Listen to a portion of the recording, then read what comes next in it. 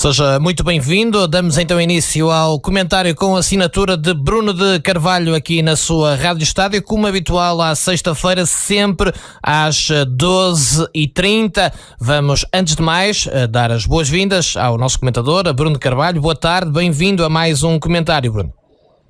Muito boa tarde, Rémulo, e boa tarde a todos aqueles que nos ouvem pelos quatro cantos do mundo.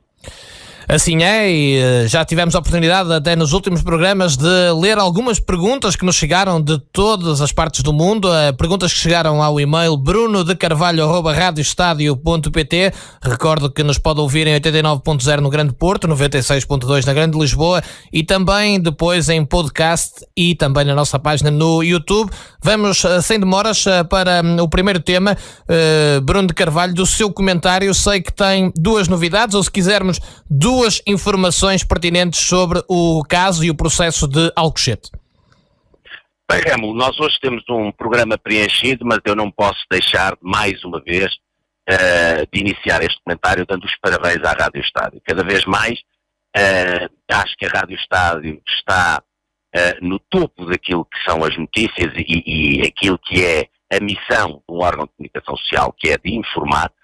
E fico contente de nós darmos notícias que a maior parte dos órgãos de comunicação social apenas as refletem passado semanas. Mas a verdade é que este é um espaço de excelência da informação e é um espaço de excelência para quem gosta de estar informado.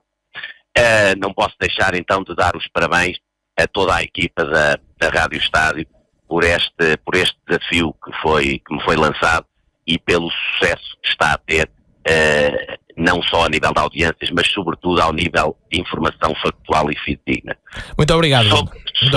Sobre Alcochete, gostava de dar então duas notas. Eu já tinha dito aqui neste programa que tinha arrolado como testemunhas Marcelo Rebelo de Sousa e Ferro Rodrigues. Já agora acrescento nas informações que estão a ser dadas que Frederico Varandas também está arrolado.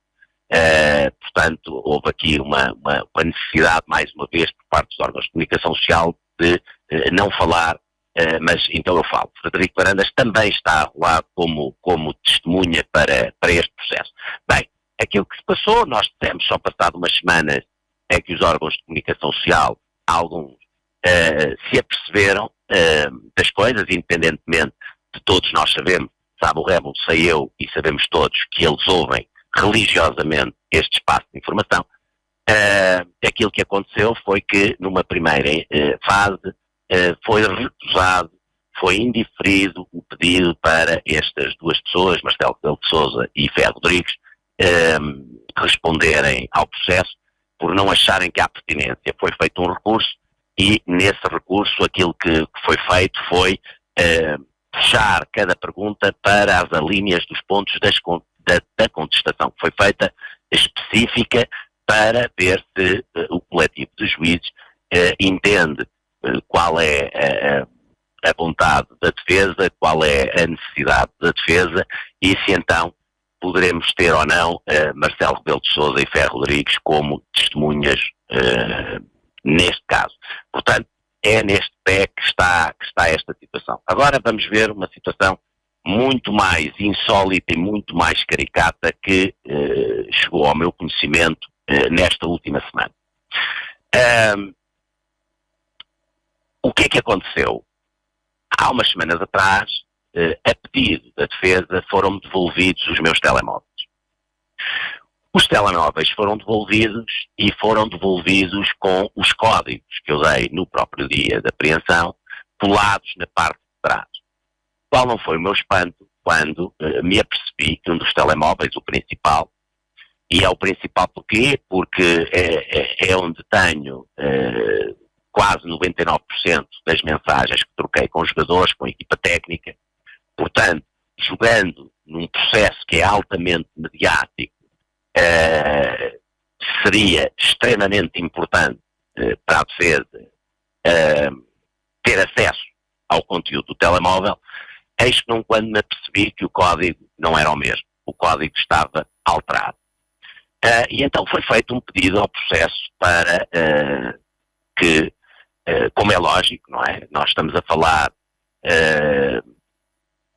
eventualmente, ou por aquilo que diz a acusação, nem é eventualmente, nós estamos a falar do mandante do ataque de Alcochete, estamos a falar do terrorista mor, que depois afinal não é propriamente terrorista, apenas é agravado os crimes ao abrigo da lei do terrorismo. Eis que num quando surge uma coisa que cada vez mais me faz ter a certeza absoluta que quando se fala neste processo até agora não podemos falar na palavra justiça. E então o que é que aconteceu? Aconteceu uma resposta absolutamente caricata quando pedimos para nos ser dado o conteúdo do telemóvel e nos ser dito qual é que é o novo código. Foi dada a seguinte informação, que não percebem a pergunta, porque não fizeram nenhuma alteração de código, aliás, nem nunca sequer tocaram nos telemóveis, porque nunca houve um pedido de nenhum juiz para realizar qualquer perícia. Eu não sei se o Rémulo e se os ouvintes têm a noção da gravidade do que eu acabei de dizer. Isto é, alguém que a acusação diz que é o mandante, nunca, afinal, foi alvo de uma perícia àquilo que eram os seus telemóveis. Eu não sei se o Rémulo está a... Sim, ou seja, apreenderam-lhe os telemóveis, mas a resposta que lhe dão agora, apesar do código para ser alterado, é que nada de lá foi retirado para o processo, digamos assim. Rémulo, eu não preciso que o Rémulo seja advogado, nem perceba de leis e de direito. Aquilo que é fundamental é todos nós percebermos as coisas básicas da vida. E nas coisas básicas da vida é o seguinte: se eu sou o suspeito para a acusação de ser o mandante de um crime que está a ser avaliado à luz de terrorismo, quem é que acredita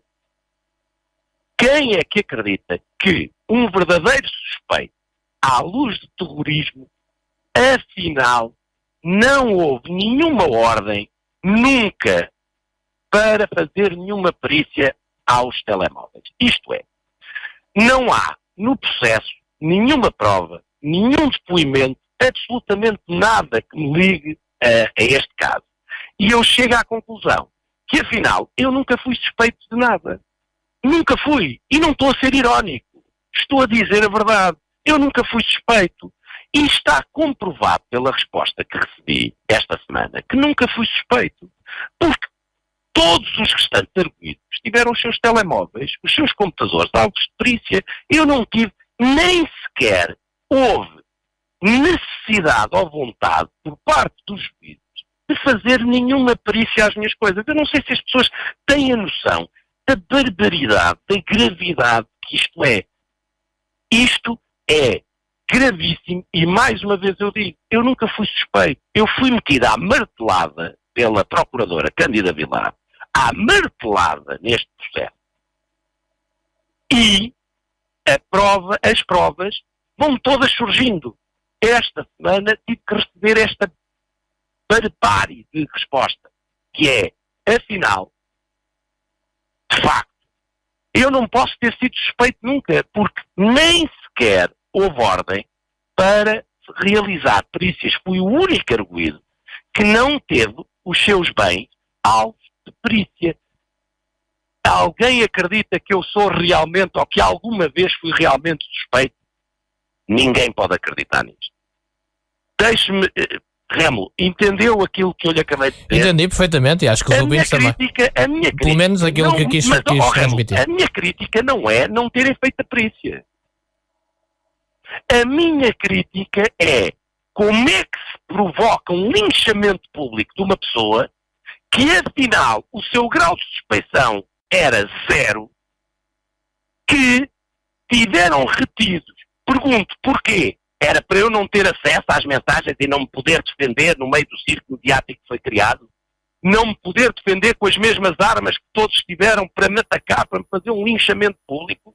E, afinal, tenha noção, por escrito, que nunca sequer houve interesse de fazer qualquer tipo de perícia. Já agora vou-lhe dizer outra coisa, Remo. Tenha noção, ou têm os ouvintes a noção, que eu nunca estive proibido de me deslocar ao estrangeiro? Mesmo com aquelas apresentações periódicas, podia então ausentar-se? Ouça, eu podia me ausentar, bastava comunicar ao tribunal que eu ia fazer. Não é pedir autorização, é comunicar. Então alguém acredita que o mandante de algo que está ao abrigo da lei de terrorismo, não sendo terrorismo, primeiro, não foi alvo de nenhuma perícia. Segundo, desde o dia em que foi detido, nunca lhe foi proibida a saída do país. Então havia perigo de fuga e, no entanto, eu pude sair do país sempre. Nunca me foi negada, nunca me foi proibida, nunca me foi dada essa medida de coação. Sinceramente, eu fui algum suspeito no meio disto tudo? Não, não fui. Até hoje, sinceramente, apelidarem Alcochete e porem na mesma frase justiça, até hoje, se há coisa que Alcochete não teve, é nada a ver com justiça. E é preciso que as pessoas tenham esta noção. Eu fui detido de uma forma vergonhosa porque havia perigo de fuga e, na realidade, nem nunca me foi proibido, tanto que eu tirei o passaporte há uns meses atrás, não tive problema nenhum. Nunca me foi proibido o ausentar do país, nunca, em altura nenhuma do processo, nenhuma, assim como o meu grau de suspeição era tão diminuto ou inexistente que nunca foi promovida nenhuma perícia. Eu espero que as pessoas cada vez mais tenham a noção de que Alcochete não passou de um linchamento público e de uma tentativa de aplicar pressão, meter num processo cuja investigação nunca me viu como suspeito, e eu já falei disto noutros programas, meter à pressão o Bruno de Carvalho para permitir um linchamento público, que foi a única coisa que foi realizada até agora, foi um linchamento público. Eu tenho pena que os órgãos de comunicação social, mais uma vez, não vão ligar nenhuma e que isto só seja notícia daqui a uns meses. Acima de tudo, sou cidadão, sou filho, sou pai. Merecia que os órgãos de comunicação social quisessem informar convenientemente e que se aperceberam que foram instrumentalizados num processo de linchamento público de alguém que nunca teve a ver com o caso de Alcochete e que a própria investigação, por tudo aquilo que vimos a saber da própria investigação, nunca foi considerado parte integrante da mesma. Por isso, nunca foi impedido de sair do país, apesar da desculpa esfarrapada ser detido por um perigo de fuga, que afinal nunca consideraram existente, nunca me proibiram de sair, e o não ser suspeito, e por isso nem perícia durante 1 ano e meio que tiveram os meus telemóveis, nem uma perícia foi sequer pedida aos meus bens, telemóveis e computador. Espero que o Remo e os nossos ouvintes tenham a noção da barbárie, da gravidade do que eu acabei de dizer às pessoas sobre Alcochete. Bruno, até por questões de tempo, ainda temos, como disse, um programa bastante preenchido pela frente. Vou-lhe pedir o seu comentário ao segundo tema. Ficou claro aquilo que quis transmitir com estas duas informações, como lhe chamei, sobre Alcochete, obviamente pertinentes, do ponto de vista também do que é a sua defesa no processo. Mas vamos falar agora de algo que falou também já bastantes vezes aqui no programa, no seu comentário com assinatura ao longo das últimas semanas na Rádio Estádio, que tinha a ver com a necessidade do enquadramento dos GOA, dos denominados GOA, no que é a lei, até por força do que representava para as próprias forças de segurança, para a polícia, para as polícias. E digo isto porque a Polícia de Segurança Pública deu um parecer negativo, digamos assim, ao despejo das claques do Sporting, da denominada casinha, das suas sedes. Diz a PSP, por questões de segurança, que não está de acordo com esta decisão do Sporting, e por isso pedir-lhe também o seu comentário a este assunto. Muito rapidamente, até porque foi um tema que já falámos em 2 programas, mais uma vez a Rádio Estádio, através do comentário com assinatura, foi pioneira naquilo que era a realidade do que se estava a passar. E o que se estava a passar, eu alertei várias vezes, que para as forças de segurança era extremamente importante, vital até, para aquilo que é a sua atuação perante os GOAs, os protocolos e as coisas seguirem os seus trâmites conforme a lei que enquadra a violência no desporto e onde estão enquadrados os GOAs. E a verdade é que o que é que vemos durante esta semana? Vemos uma direção a pedir que haja uma intervenção na bancada do pavilhão João Rocha por polícia de choque e a polícia de choque a desistir dessa intervenção. Há imagens com isto. Vê-se agora a polícia a dizer que não concorda por questões de segurança, foi o que eu sempre falei, com o retirar as claques, os GOAs, Diretivo 21 e Juventude Leonina das suas casinhas. Portanto, mais uma vez, a Rádio Estádio a dizer a verdade, a ser factual e a vir-se a demonstrar com o tempo que nós aqui não falamos apenas porque é bonito falar, não falamos apenas com aquilo que são as nossas opiniões, nós falamos com conhecimento de causa e falamos com conhecimento de causa não só por parte das pessoas que estão a tecer o comentário, mas também porque sabem perfeitamente o que é cada dossiê, o que é cada assunto e o que é que cada entidade, e neste caso as forças de segurança, pretendem e a importância que teve a realização de protocolos com os GOA e como tudo isto que tem sido feito está a ser muito mal visto por parte das forças de segurança. Muito bem, Bruno, vamos então avançar para o próximo tema, relembrando que podem sempre contactar o Bruno de Carvalho através de brunodecarvalho@radioestadio.pt com denúncias, sugestões, perguntas, também para promover as vossas associações desportivas, alguns associados do Sporting, alguns ouvintes da Rádio Estádio esta semana pediram também a sua opinião sobre um tema bastante atual, que foram as declarações de Rogério Alves, o Presidente da Mesa da Assembleia Geral, na Sporting TV, sobre a possibilidade de uma Assembleia Geral destitutiva, digamos assim, e sobre os argumentos que Rogério Alves apresentou, Bruno. Eu vou ser muito curto, até porque este tema toca a alguns assuntos que eu gostava de ter tempo para falar. Portanto, eu vou tecer um comentário, não vou deixar de responder, mas vou já alertar os nossos ouvintes que guardarei para um comentário aprofundado para a próxima sexta-feira sobre os temas da Assembleia Geral e vou conjugar este tema da Assembleia Geral com a Assembleia Geral Destitutiva que me afastou dos cargos no Sporting Clube de Portugal. Hoje, especificamente, a única coisa que eu quero dizer é isto. Não tenho dúvida nenhuma que Rogério Alves tem uma particularidade no que a mim toca respeito. É que Rogério Alves faz-me rir. É um homem que me faz rir. Independentemente do que ele diz, não tem graça nenhuma, é um homem que me faz rir. E faz-me rir quando tem frases como, por exemplo, quem é eleito tem o dever de cumprir a sua missão. Rogério Alves é um bem-falante, é uma pessoa que sabe articular, de facto, palavras. É uma pessoa que não gosta de cumprir estatutos, não gosta de cumprir regulamentos, ele próprio já o disse. Portanto, quando tem esta frase, vindo ele de órgãos sociais que aparecem no Sporting, caídos do céu, por um conjunto de manobras de difamação e calúnia que se foram sucedendo, acho graça e farto-me de rir quando ouço este tipo de intervenções. Por último, só quero dizer o seguinte. Mais uma vez, Rogério Alves está a fazer tábua rasa daquilo que são os regulamentos do Sporting. Ele não é ninguém, não tem interesse nenhum, não é por ser o Presidente da Mesa da Assembleia Geral, para ir alterando na sua cabeça os estatutos conforme lhe dá jeito. Não há necessidade nenhuma de ele de dar o seu ok à justa causa referida nos pedidos da Assembleia Geral de Destituição. Não está nos estatutos.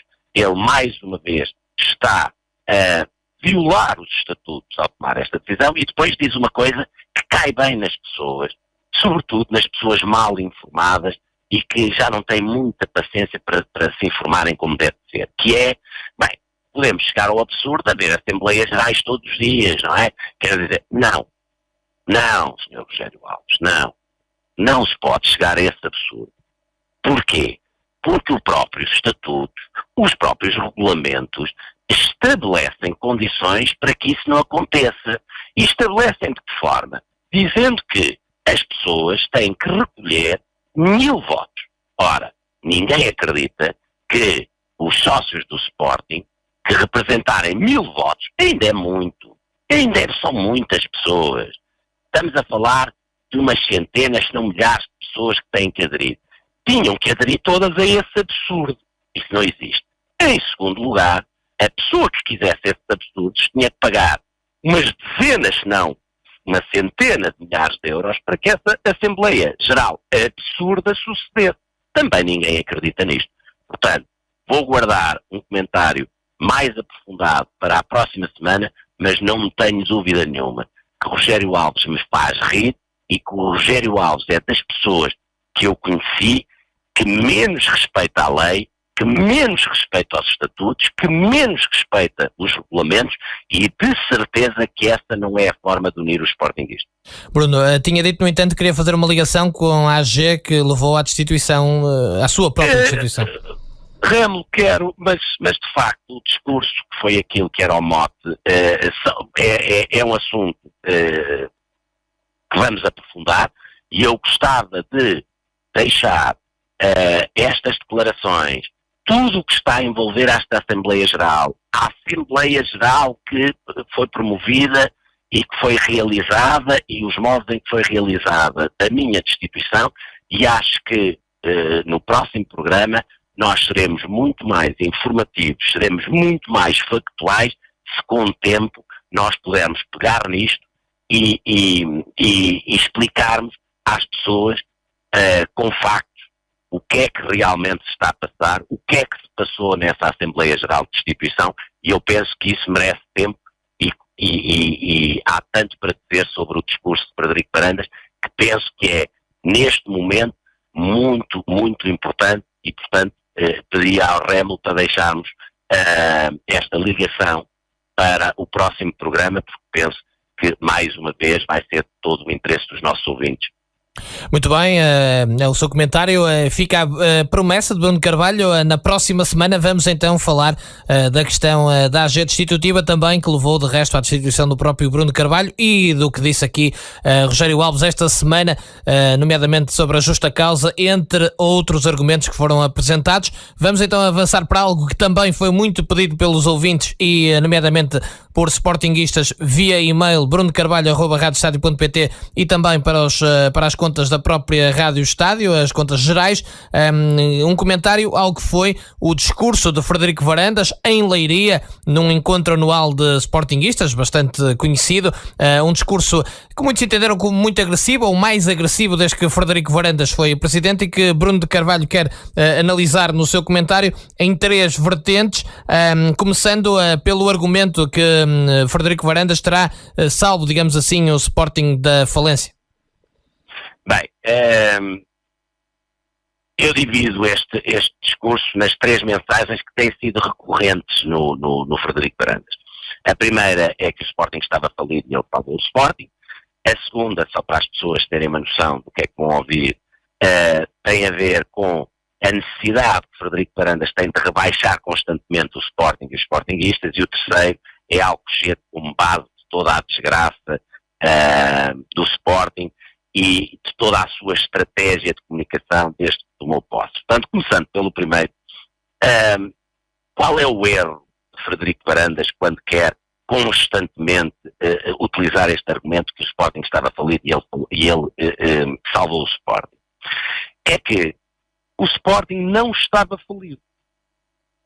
Aliás, financeiramente, o Sporting nunca esteve tão bem quando estava naquela altura.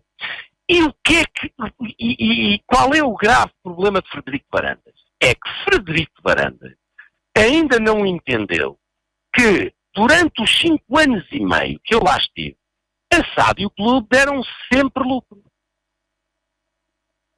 Portanto, as pessoas não são tão burras e tão estúpidas quanto ele está sempre a chamar. As pessoas têm essa noção. São factos. É história que ele não consegue apagar. Ele, por exemplo, consegue apagar a minha imagem de tudo o que é da Sporting TV.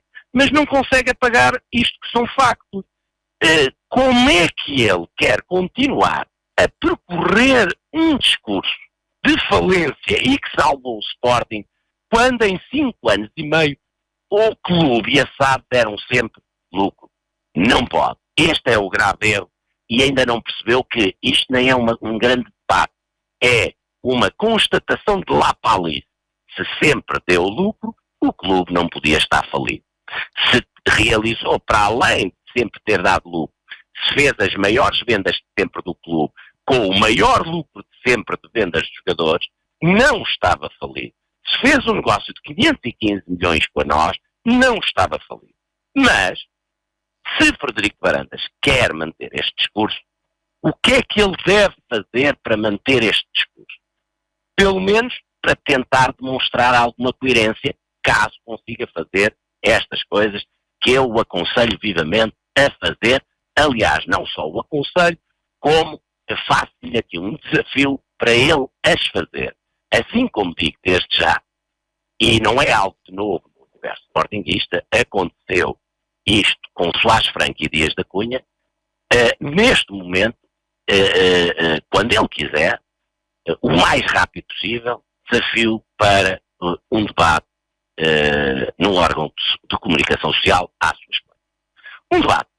Um debate para nós podermos realmente, de uma vez por todas, debater aquilo que era a realidade e aquilo que é a realidade do Sporting Clube de Portugal e de tudo o que o rodeia. Continuo a dizer, para as pessoas não dizerem, não, vem cá, este demagogo, este populista. Isto aconteceu com Soares Franco e Dias da Cunha, onde foram à televisão fazer um debate deste género. Portanto, já há precedentes, espero que ele aceite este meu desafio. Mas lance-lhe mais desafios. Se ele quer manter este discurso do falido, espero que ele faça algumas coisas. Primeiro, mostrar os documentos que comprovam que o clube estava falido. Mostrar os documentos. Fácil. Como ele próprio diz, fácil. Em segundo lugar, tornar pública, como eu fiz, a auditoria que foi feita ao nosso mandato. Fácil. 3, explicar porque não aproveitou as rescisões para criar um plano de pagamento integral das dívidas. O que é que eu quero dizer com isto? Nós, perante as situações, quando somos gestores, nós perante as situações, temos que olhar para as situações e temos que verificar o que é que podemos fazer com cada situação. Ora, em nível de indemnizações, estamos a falar, na altura, de algo que podia ser muito superior a 200 milhões de euros.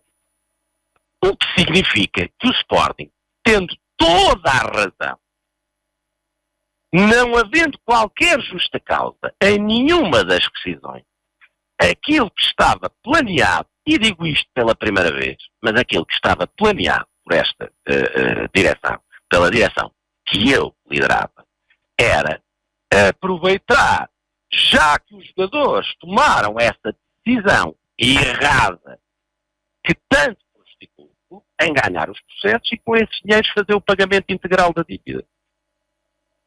Porquê é que não o fez? Porquê é que caminhou num sentido completamente contrário e o que é que o fez achar que aproveitar o que aconteceu para poder fazer o pagamento integral da dívida era menos importante do que alinhar uma campanha de linchamento público e fazer vendas a saltos e vendas incompreendidas e aceitando acordos que ainda não se percebe, por exemplo, o caso do Polense, realmente que acordo é, e porque é que não aproveitou a oportunidade para verificar que tinha ali a chance, se calhar única, de fazer o pagamento integral das dívidas do Sporting. Podia fazer esta explicação.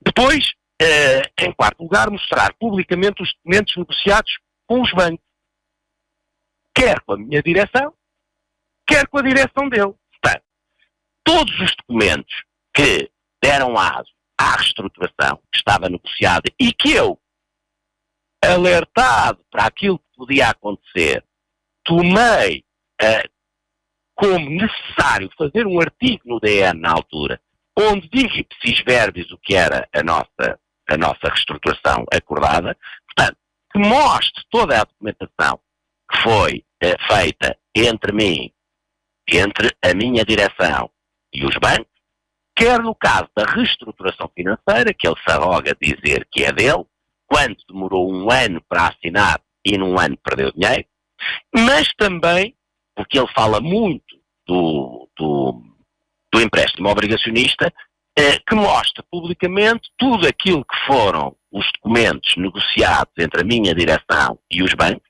visto que já havia o acordo, já havia a taxa definida, já havia as datas definidas, já havia o sindicato bancário constituído. Por isso, publicamente, ele que mostrasse estes documentos todos. Quando fizer isto, as pessoas podem começar a considerar que ele, mediante a análise que fizerem dos documentos, é coerente ou não. Claro que não o é. Mas fica aqui o desafio que ele apresente toda esta documentação para que as pessoas possam tirar as suas análises, não ser apenas inundadas com discursos e entrevistas, sempre com algo que caracteriza Frederico Varandas, que é uma incontinência da mentira. Frederico Varandas tem uma incontinência da mentira. É quase uma necessidade fisiológica de Frederico Varandas. Deixe-me só, para terminar este primeiro ponto, Força, Bruno. dizer algumas coisas que vêm comprovar esta incontinência da mentira de Frederico Varandas. Vou dizer aqui algumas coisas que têm sido, desde o início do mandato, ditas por Frederico Varandas. Primeiro, divulgaremos as declarações anuais de rendimento de todos os membros dos órgãos sociais do clube e administradores da SAD que sejam remunerados pelo clube ou pela SAD. Nunca ninguém viu. Segundo, vamos perseguir quem divulgou a auditoria até às últimas consequências e responsabilizar quem o fez civil e criminalmente. Que se saiba publicamente, desistiram disto, não fizeram absolutamente nada, o que é verdadeiramente vergonhoso. Terceiro, não foram feitas obras na Academia desde 2002. É engraçado como é que eu convidei todos os órgãos da comunicação social para irem ver com os seus olhos as obras de fundo que foram realizadas na Academia. A mudança de 2 relevados, a construção de um relevado adicional, todas as alterações importantíssimas que foram feitas em todo o sistema de iluminação, as obras no estádio principal, as obras na parte profissional, as obras na parte de formação. Portanto, deixa-se dizer estas coisas e a comunicação social que esteve lá, foi convidada e que esteve um dia, inclusivamente até almoçaram na Academia connosco, deixa passar tudo o que é mentira dita por Frederico Varandas. Depois dizem, nós vamos ser implacáveis na defesa da transparência e do zero da suspeição. Bem, se é assim, vai com certeza absoluta aceder aos meus desafios e mostrar todos os documentos que eu disse no início da minha análise ao seu discurso, e vai, de uma vez por todas, explicar o célebre protocolo de 2 milhões de euros, vou frisar, 2 milhões de euros, com o Wolverhampton, que, como eu já disse aqui, para muitos sportinguistas não foi mais do que um pagamento encapotado a Jorge Mendes. Mas com certeza absoluta que, sendo ele implacável na defesa da transparência e do zero da suspeição, vai, com certeza, de uma vez por todas, explicar a fundo este protocolo do Wolverhampton, que aconteceu zero, mas onde foi despendido o valor de 2 milhões de euros. Depois diz coisas como, temos batido todos os recordes a nível comercial, merchandising, vai-se ver todos os relatórios e contas e vê-se que dizem todos exatamente o contrário. Não bateu recorde nenhum, aliás, é tão factual como ver o estádio quase vazio, os sócios a deixarem de ser sócios, bem, não há dúvida que Frederico Varandas vive num mundo paralelo e acha que toda a gente acredita no mundo paralelo em que ele e os seus pares vivem. Depois, tem uma coisa muito engraçada que é, desportivamente fala de herança pesada. E essa herança pesada faz sentir muito esta época. Portanto, é da herança pesada que ele tem o já ter mudado 5 vezes treinador. Não. É da herança pesada que ele tem, mas a época passada foi a melhor dos últimos 17 anos. Portanto, a época passada, por competência, diz ele, sua e da sua superestrutura, foi a melhor época dos últimos 17 anos, mas de repente uma época que foi totalmente planeada por ele e pela estrutura, afinal já é da pesada herança. Portanto, é conforme convém. A herança que ele herdou pesada é conforme a sua incompetência é mais evidente ou menos evidente. Se a incompetência é mais evidente, então é a herança pesada. E ainda não percebeu a incoerência de tudo isto, porque se a herança se faz sentido, então foi a herança que lhe permitiu a melhor época, nas palavras dele, sempre dos últimos 17 anos. Se a herança não se faz sentido, então não era esta época, com certeza, que ele pode atribuir culpas, a não ser a ele próprio por tudo aquilo que tem andado a fazer. Mas, ainda neste discurso fala sobre Marco Silva. Achou interessante meter em cima da mesa aquilo que era o Marco Silva para justificar o que se está a passar, dizendo que não percebe a histeria, porque, vejam bem, na altura do Marco Silva, os resultados que eram. Não, mas a sério, ele estava no Sporting na altura e eu preciso de lhe recordar as coisas, então eu vou recordar. O período que ele fala, estamos a falar de um período em que o Sporting ia com 2 empates, peço desculpa, que o Sporting ia com 5 empates e uma derrota em Guimarães, mas já tinha jogado com o Benfica e com o Porto. Está a querer comparar com algo que não é minimamente comparável, onde, sem ter jogado com o Benfica e com o Porto, já vai com 2 empates e 3 derrotas. E eu estou a ser simpático, porque estou a dizer que ainda não jogámos com o Benfica e com o Porto, tentando esquecer o descalabro dos 5-0 na Supertaça. Portanto, vamos só olhar para o campeonato. Portanto, mais uma mentira, mais uma manipulação por parte dele. Pelos vistos, não se fica por aqui. Não se fica por aquilo que é desportivamente falando e financeiramente falando do Sporting. Porque, e aqui eu vou citar aquilo que a Visão diz hoje, pelos vistos, ele também fintou o exército, dizendo que estava a cumprir um mandato na freguesia de Odivelas, mandato esse que quase não põe lá os pés. Portanto, parece-me a mim que se pudéssemos traçar um perfil de Frederico Varandas, não havia dúvida nenhuma que, no mínimo, uma incontinência de mentira podia ser-lhe associado ao seu perfil de caráter. Por isso, sobre este ponto, sobre este primeiro ponto, o Sporting estar falido e de salvar o Sporting, já apontei os erros, já apontei as suas mentiras sucessivas, algumas, não temos programa para todas, e já lancei uma série de desafios que eu espero que ele, de uma vez por todas, os aceite. Bruno, vamos então para para a segunda análise dentro deste tema, que tem a ver com o facto deste rebaixamento, humilhação que o Bruno entende que existe perante os sportinguistas. Eu não entendo, eu vou a factos. São factos. E o que é que eu quero dizer com isto? Qual é o erro? Mais uma vez, qual é o erro? Ele, pura e simplesmente, não quer aproveitar os 5 anos e meio, onde a verdade é que o ADN do Sporting regressou, e regressou o orgulho dos sportinguistas. E isto é fácil de verificar, com factos. Não são opiniões, factos. Então, alguns factos. Melhores assistências de sempre no estádio José Alvalade. É um facto. Maior número de associados da história do clube. É um facto. A construção do pavilhão João Rocha com a adesão massiva dos sportinguistas na missão pavilhão. É um facto.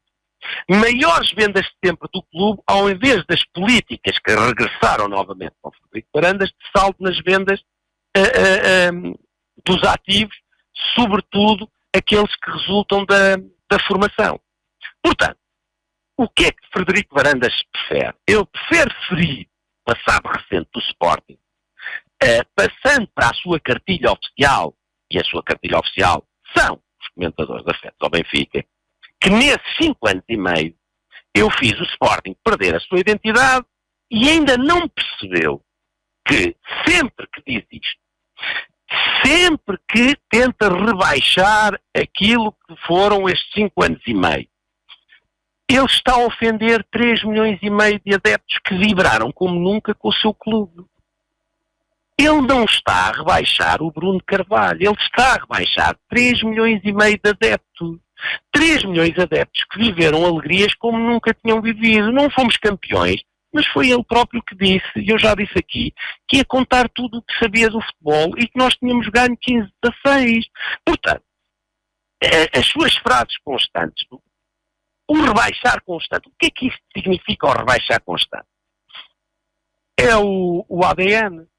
É que eu fiz o Sporting perder aquilo que eram as suas características, a sua identidade, que quer que os jogadores passem a ter vontade de ir para o Real Madrid. Portanto, os jogadores não é para ter vontade de estar no Sporting, é para ter vontade de ir para o Real Madrid. Ou, por exemplo, como disse neste discurso, que tantos os sportingistas ele não percebe, e ele disse, passo a citar, que em grandes clubes europeus se erra. Vou repetir, se em grandes clubes europeus se erra, o que dizer de um clube como o Sporting não haveria de errar? Isto é minimizar, isto é rebaixar o ao mais baixo. Eu acho que Frederico Varanda tem um problema e um complexo grave. Eu, quando me apresentei ao Sporting, a primeira vez em 2011, era para um Sporting sem complexo. E este homem é complexado. Ele é complexado. Frederico Varandas, tudo o que diz é assim. Não é, eu sou bom, sou muito bom, peguei numa situação boa, onde houve um caso específico que está a ser avaliado pela lei, mas peguei numa situação boa e ainda consegui fazer melhor. Não, Frederico Varandas é assim. O Bruno Carvalho era uma porcaria, todos que eu acompanhava eram uma porcaria, tudo o que sou feito é uma porcaria, eu, Frederico Varandas, farto-me de errar, mas sou uma porcaria menos porcaria. Quer dizer, isto é um complexo de inferioridade brutal. Isto é uma coisa. E com isto o que ele faz é rebaixar os sportinguistas e o clube. Não pode ser. Ele tem que querer ser bom por ser bom. Não é pelos outros terem sido maus, quando ainda por cima nem o foram. Mas efetivamente, como ele tem a noção das suas limitações e sabe que só pode ser menos mau se os outros forem muito maus, continua neste discurso constante que ainda não percebeu que rebaixa 3,5 milhões de sportinguistas. Para não dizer que constantemente, e vê-lo novamente neste discurso, chama aos sportinguistas esqueletos de malucos, mas agora melhorou. São burros e estúpidos. Portanto, Frederico Varandas não se coíbe em rebaixar tudo e todos, não se coíbe em minimizar aquilo que é o valor do Sporting, não se coíbe de repetir 50 vezes que o Sporting não ganhou 1 ano, 2 anos, 3 anos, 4 anos, alvo de chacota por todo lado, mas há uma coisa que ele tem como missão, é provar que é uma porcaria melhor do que a porcaria que o antecedeu. É lamentável que assim o seja. Bruno, vamos então para a última parte deste tema, que é o facto de ser apontado o caso de Alcochete como a raiz de todos os males do Sporting.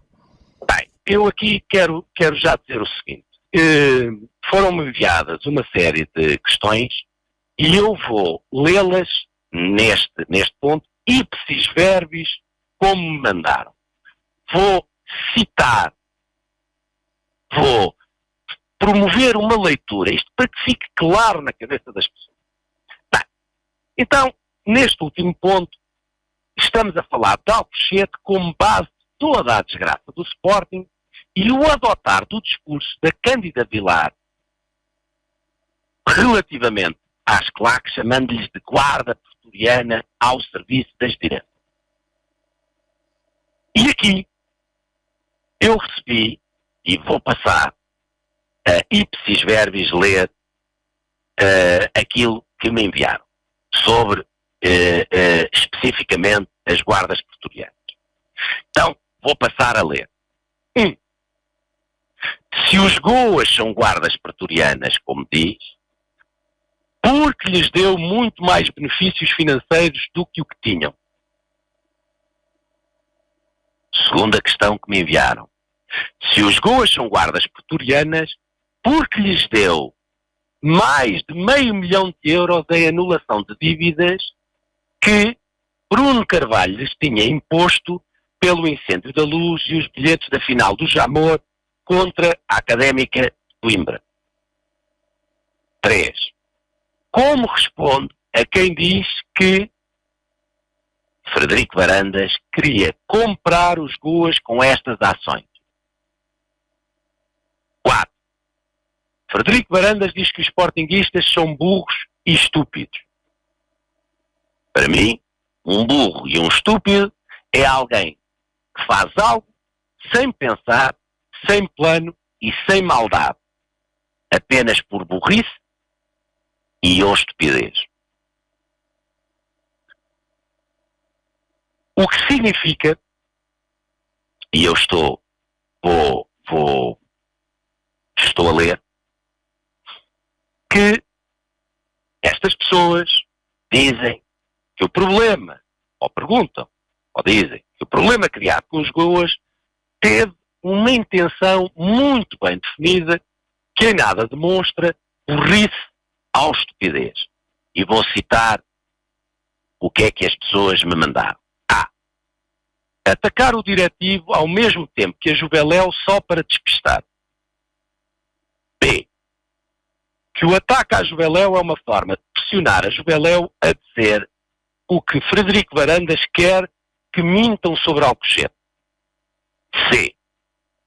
Que foi Frederico Varandas que pediu para se manter Mustafa preso com a pobre e juridicamente grave acusação de alegada posse de 3 gramas de droga. D. Que mesmo que a Juveléu pusesse documentos cá para fora, como foi o caso dos protocolos, provando que Frederico Varandas, como sempre, mentiu, que uma comunicação social amiga não iria dar destaque a isso e, portanto, os danos eram controláveis. É que se algum dos arguidos o acusar, Frederico Varandas, entre aspas, ou a pessoas ligadas a ele, não teriam qualquer credibilidade, pois seria visto como uma vingança por Frederico Varandas ter acabado com o protocolo. Portanto, mais uma vez, quero dizer que isto é a leitura daquilo que recebi. O que é que eu acho que, perante tudo isto, Frederico Varandas e todas estas dúvidas que foram aqui colocadas, Frederico Varandas devia fazer? Eu acho que Frederico Varandas devia realmente, mais uma vez, fazer sair as documentações e dar uma explicação. Não me parece que estas perguntas sejam propriamente para eu responder. Não sou o Frederico Varandas, não me parece que tenha que responder a estas perguntas, mas parece-me que seria muito pertinente que Frederico Varandas o quisesse, sobretudo com documentação e com a explicação, o tal zero suspeição que ele tanto fala, a tal transparência que tanto fala, poder começar logo por explicar porque é que anulou mais de $500 milhão de dívidas, qual era a sua intenção e realmente o que é que o Sporting tem beneficiado com tudo isto que está a ser passado, que até as próprias autoridades não estão de acordo. Portanto, acho que devia Frederico Varandas se debruçar sobre estas questões que foram feitas por ouvintes e tentá-las responder. Há alguma dúvida sobre isto, Remo? Não, ia apenas perguntar se concorda com as perguntas levantadas, mas no fundo acabou por dizer que sim, ao dizer que Frederico Varandas deveria esclarecer estes pontos. Não, eu não digo se concordo ou não. Eu aqui, a minha missão também é citar, é dizer ipsis verbis o que as pessoas transmitem. O que eu acho é que, para quem disse claramente que queria suspeição zero, ora, estão aqui uma série de questões que são levantadas por ouvintes sportinguistas que eu acho que ele se deve debruçar e que deve responder às pessoas. Não deve ser eu. Agora, sinceramente, Rémulo, Deixe-me lhe fazer uma pergunta. Vamos imaginar o seguinte, eu nem vou responder, eu não vou responder porque eu não tenho que responder a estas coisas. Vamos imaginar que algum arguido apontava o dedo para Frederico Varandas, realmente, como aqui estes ouvintes expuseram, apontava o dedo a Frederico Varandas ou a pessoas ligadas a Frederico Varandas sobre o que aconteceu em Alcochete. Perante isto tudo o que está a passar, você atribui a credibilidade a isso? Remo, você enquanto jornalista atribui a credibilidade a alguém que fosse apontar o dedo a Frederico Varandas neste momento, depois desta guerra de coragem incitada por Frederico Varandas? Você não dava. As pessoas não davam. Portanto, o que é que eu digo? Acho que ele tem que justificar. Não é justificar. Acho que lhe ficava bem para quem quer grau de suspeição zero, para quem quer transparência absoluta, devia explicar.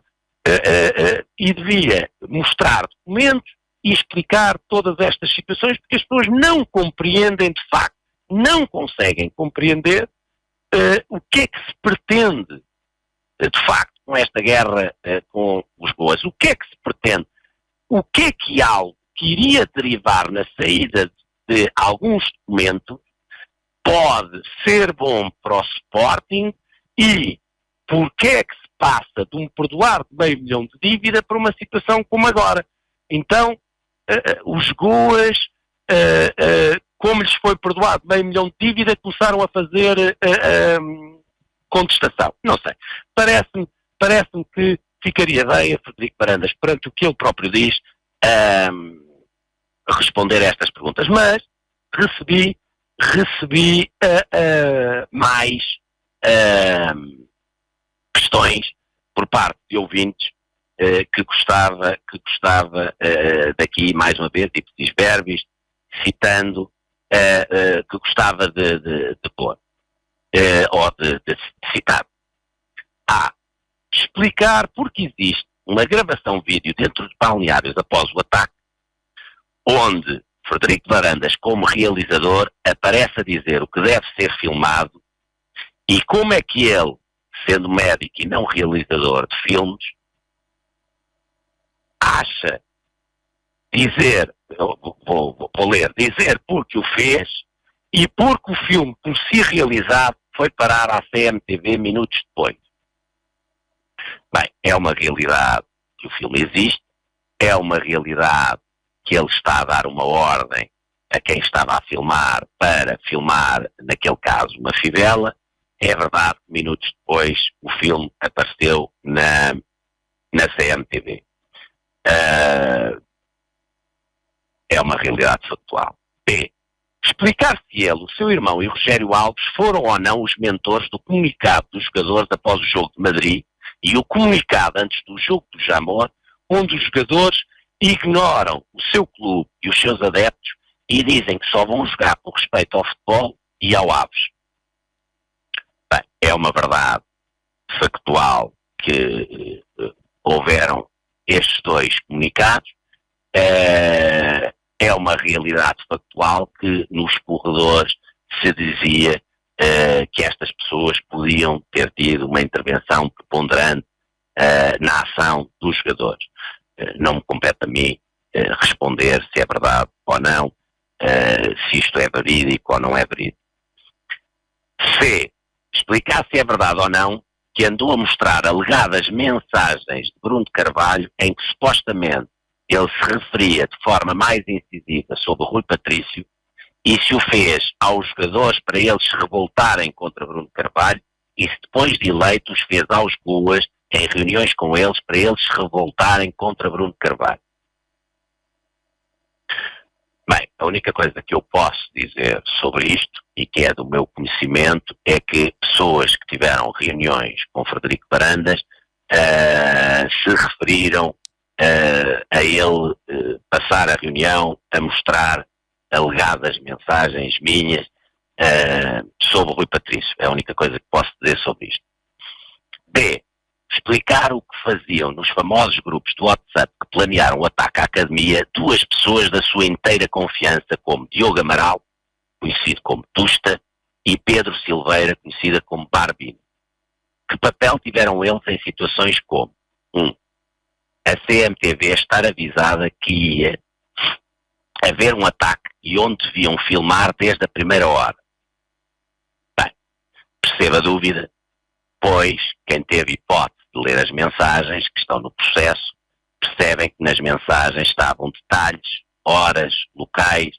Portanto, quem tivesse acesso a esses grupos tinha acesso à informação e poderia, não digo que o é, alegadamente poderia ser uma explicação para que o cameraman da CMTV soubesse tão bem para onde tinha que apontar lá no meio, como eu me referi aqui uma vez, das vacas e dos bois, apontando para o nada e apanhando realmente este grupo de pessoas que atacaram. 2.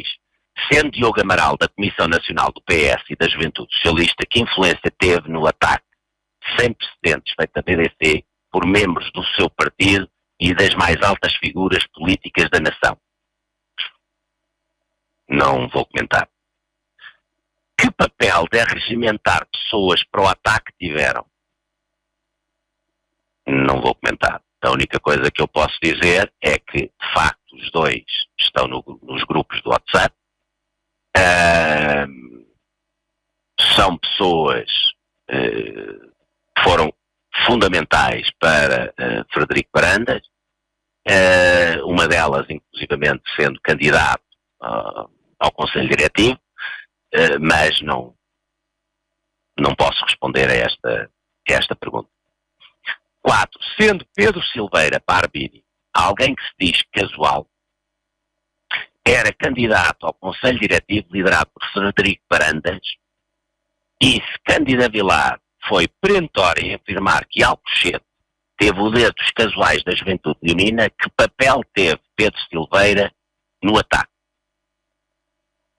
O que é que eu posso responder a isto? Que, de facto, Pedro Silveira, como é de conhecimento público, era candidato ao Conselho Diretivo na lista de Frederico Varandas. É do conhecimento público que se diz casual, se é ou não faço a mínima ideia.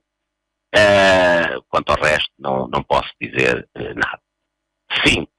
Quando saiu a gravação áudio de Pedro Silveira Barbini, que dizia que Frederico Varandas o ouvia para tudo e que no dia em que o afastasse era o dia em que Frederico Varandas caía, que papel teve Frederico Varandas nessa libertação do áudio, e se essa libertação do áudio não serviu apenas para anular mais uma ameaça a Frederico Varandas aos olhos da opinião pública e aos olhos de todos aqueles que olham para o caso de Alcochete.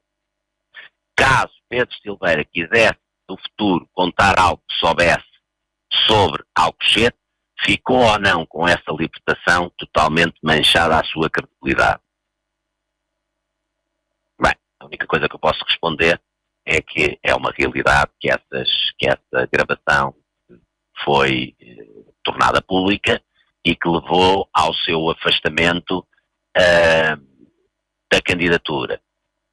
Também não me custa dizer que ele um dia poder dizer algo sobre aquilo que seja, que desde que saiu essa gravação, que a sua credibilidade, parece-me a mim, é uma mera opinião, está completamente posta em causa. Parece-me que é uma realidade. Tudo o resto não sei responder. 6º e último, quem beneficiou com o ataque de Alcochete? Porque os crimes têm sempre um motivo e esse motivo é sempre um benefício. E neste caso, Frederico Varandas foi o que beneficiou e muito. O que é que eu posso dizer sobre isto? É uma realidade factual que Frederico Varandas passa de médico e de pessoa que tem uma proximidade extrema com os atletas para presidente em algo que de facto ele aparece como protagonista do filme, que não só serviu para linchamento público de mim, como é o filme que serve de base, em termos de imagens, à investigação da GNR. É aquilo que eu posso dizer sobre isto.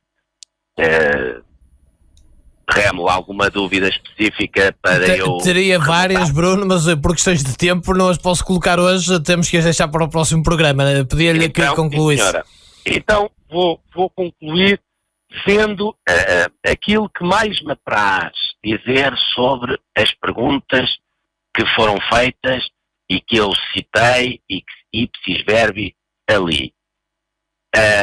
E o comentário mais sentido e profundo que eu posso fazer é este. Quando os sportinguistas estão tristes, eu também estou triste. É o meu comentário. Forte abraço, Remo, e um forte abraço a todos os nossos ouvintes. Forte abraço, Bruno. Obrigado. Foi o comentário com a assinatura de Bruno de Carvalho na Rádio Estádio, como habitual, à sexta-feira.